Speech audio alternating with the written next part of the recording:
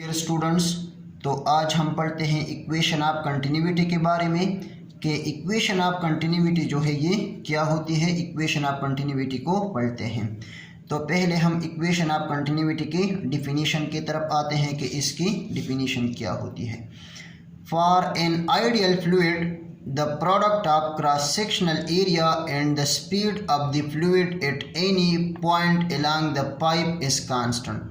यानी अगर ये हमारे पास एक पाइप है और इस पाइप में कोई फ्लूइड है और वो मोशन करती है इस क्रॉस सेक्शनल एरिया A1 से इस क्रॉस सेक्शनल एरिया A2 की तरफ, तो ये जो फ्लूइड मोशन करती है इस पाइप में ये हमारे पास आइडियल फ्लूइड है।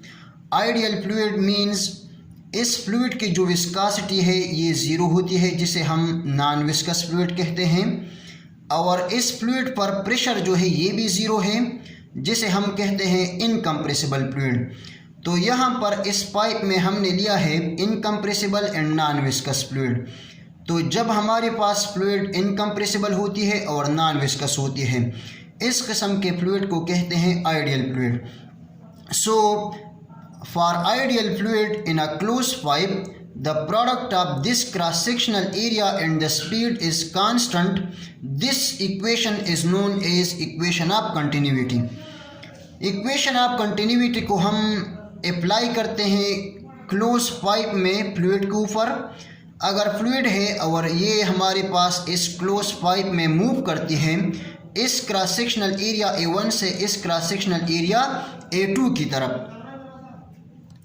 तो इस क्रॉस सेक्शनल एरिया A1 पर फ्लूइड की जो डिस्प्लेसमेंट है वो हमारे पास बराबर होती है डेल्टा x1 के, और यहाँ पर हमारे पास यानी इस क्रॉस सेक्शनल एरिया A1 पर फ्लूइड की जो स्पीड होती है वो बराबर होता है v1 के, और टाइम जो है हमारे पास डेल्टा t है।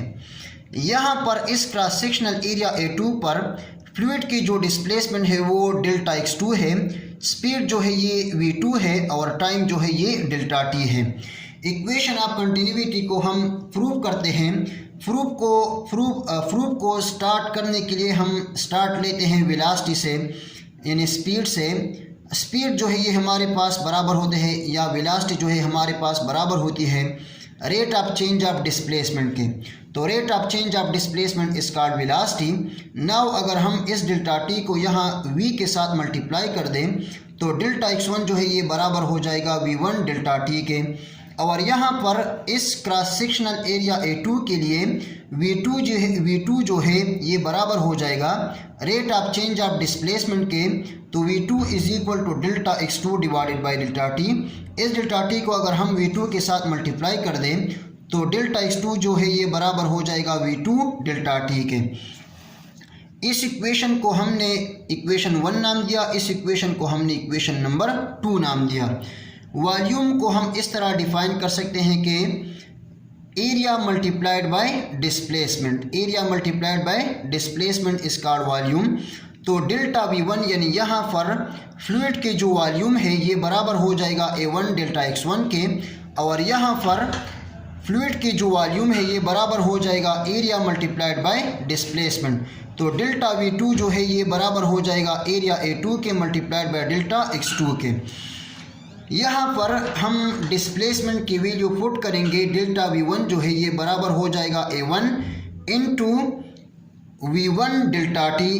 डेल्टा x1 जो है ये बराबर है v1 डेल्टा टी के, तो डेल्टा x1 जो है ये बराबर हो जाएगा v1 delta T. So delta v1 is equal to A1 v1 delta T, और डेल्टा v2 जो है ये बराबर हो जाएगा A2 into v2 delta T. यहाँ पर हमने डिस्प्लेसमेंट डेल्टा x2 की वैल्यू पुट कर दी जो कि हमारे पास बराबर है v2 डेल्टा टी के। तो डेल्टा v2 वॉल्यूम हमारे पास बराबर हो जाएगा A2 v2 डेल्टा टी। तो डेल्टा v1 हमारे पास आ जाएगा A1 v1 डेल्टा टी, और डेल्टा v2 वॉल्यूम हमारे पास बराबर हो जाएगा A2 v2 delta T. As density is defined as, density को हम इस तरह डिफाइन करते हैं कि मास पर unit volume is called density. So rho is equal to delta m1 divided by delta v1 हमारे पास आ जाएगा मैथमेटिकल फॉर्म ऑफ डेंसिटी। इस डेल्टा V1 को अगर हम रो के साथ मल्टीप्लाई कर दे तो डेल्टा M1 जो है ये हमारे पास बराबर हो जाएगा रो डेल्टा V1, और यहाँ पर डेल्टा M2 जो है ये बराबर हो जाएगा density multiplied by delta V2। Delta V2 को हमने डेंसिटी रो के साथ मल्टीप्लाई किया। Put the value of delta V1 and delta V2 in equation number 5 and equation number 6, यानी डेल्टा V1 की वैल्यू हम इक्वेशन नंबर 5 में पुट करेंगे और डेल्टा V2 की वैल्यू हम इक्वेशन नंबर 6 में पुट करेंगे। तो इक्वेशन नंबर 5 में डेल्टा V1 की वैल्यू पुट करने से हमारे पास डेल्टा M1 आ जाएगा रो A1 V1 डेल्टा T, और इक्वेशन नंबर 6 में डेल्टा V2 की वैल्यू पुट करने से हमारे पास डेल्टा M2 आ जाएगा rho A2 V2 delta T। As in equation of continuity, जो कि इक्वेशन ऑफ कंटिन्यूटी जो है ये law of conservation of mass की कंफर्मेशन देता है, तो डेल्टा M1 जो है ये बराबर होगा डेल्टा M2 के, यानी इस क्लोज पाइप में यहाँ पर जो मास फ्लो हो रही है और यहाँ पर जो मास फ्लो हो रही है ये बराबर होगा। तो इक्वेशन ऑफ कंटिन्यूटी जो है ये कंफर्मेशन देता है इक्वेशन ऑफ कंटिन्यूटी की। तो delta M1 is equal to delta M2 आ जाएगा। Putting the values in delta M1 की वैल्यू हम डेल्टा M1 में पुट कर देंगे और डेल्टा M2 की वैल्यू हम डेल्टा M2 में पुट कर देंगे, तो हमारे पास आ जाएगा डेल्टा M1 की जगह रो A1 V1 डेल्टा T और डेल्टा M2 की जगह आ जाएगा rho A2 V2 delta T। ये डेल्टा T इस डेल्टा T के साथ कैंसिल हो जाएगा और रो जो है ये रो के साथ कैंसिल हो जाएगा और हमारे पास आ जाएगा A1 V1 is equal to A2 V2। इस इक्वेशन का मतलब ये है कि इस क्रॉस सेक्शन पर जो एरिया और स्पीड की जो प्रोडक्ट है और इस क्रॉस सेक्शन पर एरिया और स्पीड की जो प्रोडक्ट है ये सेम है। इसी तरह अगर हम एक थर्ड क्रॉस सेक्शन को ले लें, फोर्थ को ले लें, 5 को ले लें, तो A1 V1 बराबर होगा A2 V2 के, A2 V2 बराबर होगा A3 V3 के।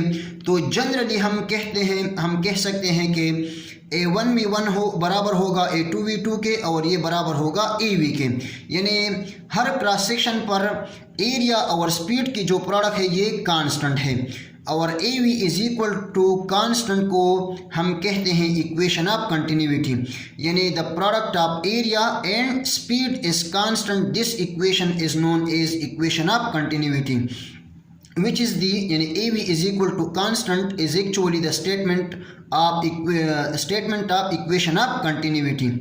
इक्वेशन ऑफ कंटिन्यूटी में AV जो है ये हमारे पास कांस्टेंट के बराबर है। अगर हम डिवाइड कर दे बोथ साइड को A पर, तो यहाँ पर अगर हम A को डिवाइड कर दें, यहाँ पर कांस्टेंट को अगर हम A पर डिवाइड कर दें, तो AV divided by A is equal to constant divided by A। V is equal to constant divided by A, यानी यहाँ पर A जो है ये A के साथ कैंसिल हुआ, V हमारे पास आया, V is equal to constant divided by A।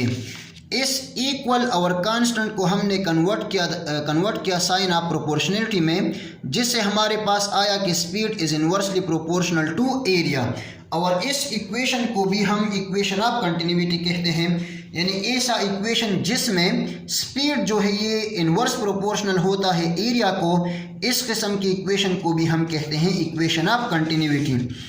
Equation of continuity में AV जो है ये कांस्टेंट के बराबर है, A जो है ये अपनी जगह और स्पीड जो है ये बराबर होता है rate of change of distance के।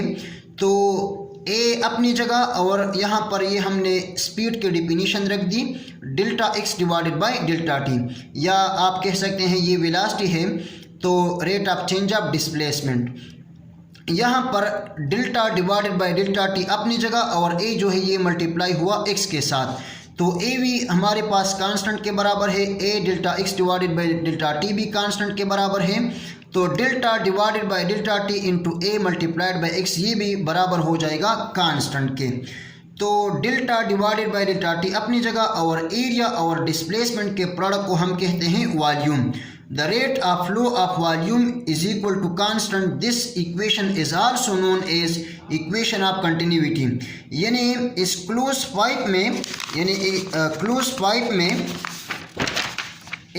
पाइप में यहाँ पर फ्लूइड की जो वॉल्यूम फ्लो हो रही है और यहाँ पर फ्लूइड की जो वॉल्यूम फ़्लो हो रही है, यहाँ पर वॉल्यूम और यहाँ पर वॉल्यूम बिल्कुल सेम है। तो हम कहते हैं कि द रेट ऑफ वॉल्यूम यहाँ पर और रेट ऑफ वॉल्यूम यहाँ पर सेम है, तो rate of volume is equal to constant. This equation is also known as equation of continuity. This equation is also known as equation of continuity, यानी delta v divided by delta t represent करता है rate of volume को, rate of flow of volume को। Rate of flow of volume is also constant. This equation is known as equation of continuity. As density is equal to mass divided by volume. यहाँ पर हम volume की value put करेंगे जो कि हमारे पास इस इक्वेशन से बराबर हो जाएगा मास डिवाइडेड बाय डेंसिटी के। तो delta divided by delta T अपनी जगह, और यहाँ पर हम वॉल्यूम की वैल्यू पुट कर देंगे मास डिवाइडेड बाय डेंसिटी। तो डेंसिटी को अगर हम यहाँ पर कांस्टेंट के साथ मल्टीप्लाई कर दें तो हमारे पास आ जाएगा delta M divided by delta T. Delta M divided by delta T is equal to rho multiplied by constant. Delta M divided by delta T is equal to rho constant के साथ multiply होके constant हो जाएगा, और हमारे पास आ जाएगा rate of flow of mass is equal to constant. Rate of flow of mass is equal to constant. This is another definition of equation of continuity के 5 में अगर मास फ्लो हो रही है तो क्रॉस सेक्शन A1 पर जो mass flow हो रही है फ्लूइड की, और क्रॉस सेक्शन A2 पर जो मास फ्लो हो रही है फ्लूइड की, दोनों यानी क्रॉस सेक्शन A1 पर मास और क्रॉस सेक्शन A2 पर मास जो है ये सेम फ्लो हो रही है, तो हम कहते हैं कि rate of flow of mass is equal to constant. This is another definition of equation of continuity. So thank you very much and all the very best of luck.